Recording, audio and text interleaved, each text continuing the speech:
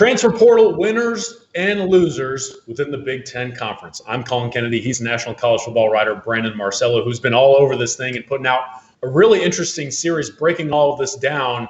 So, Marcello, I want to toss to you immediately and just get some initial winners. Who in the Big Ten capitalized on the portal so far?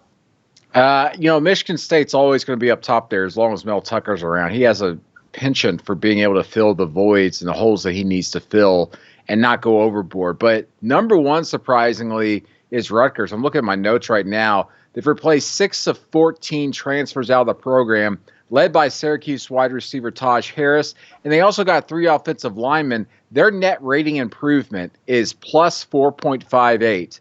An incredible jump, one of the top jumps in the entire country. Something to really keep an eye on there. Greg Schiano has just been killing it. Their recruiting has been going through the roof.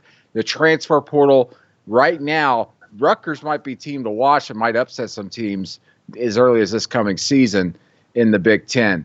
Also, I want to look at Minnesota. They brought in offensive linemen and corners. They rank number 4 right now. But outside of those three are really the most impressive. And really, I would put them up against almost anybody in the country as far as success rate in the transfer portal. All right, you mentioned we may have a top 3 in the Big Ten. Who didn't necessarily capitalize on their opportunity within the portal so far?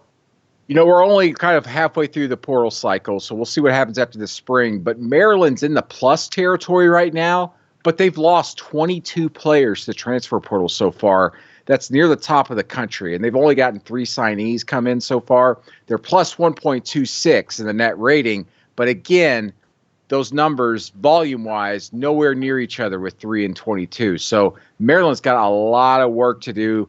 You wonder about the stability of that roster going into this upcoming season. As we saw last year, they started out hot and then kind of fell apart. That's kind of been their MO. And with this transfer portal issues, it's something to watch. Also, Purdue replaced half of their outgoing players so far, 6 players coming in. They're at minus 0.21. And then Nebraska, they've lost 13 players. They've already replaced 12 of them, but their net rating is minus 0.45. You lose quarterback Adrian Martinez. Some will say that's probably an upgrade because they've got Casey Thompson, the former starter at Texas at quarterback, coming in.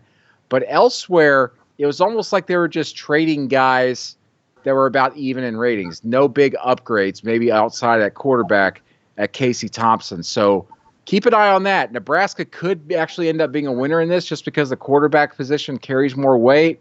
But elsewhere, kind of ho-hum. Check him out on Twitter, Brandon Marcello. He's pumping this series out. And be sure to check out 247sports.com for all things college football and recruiting.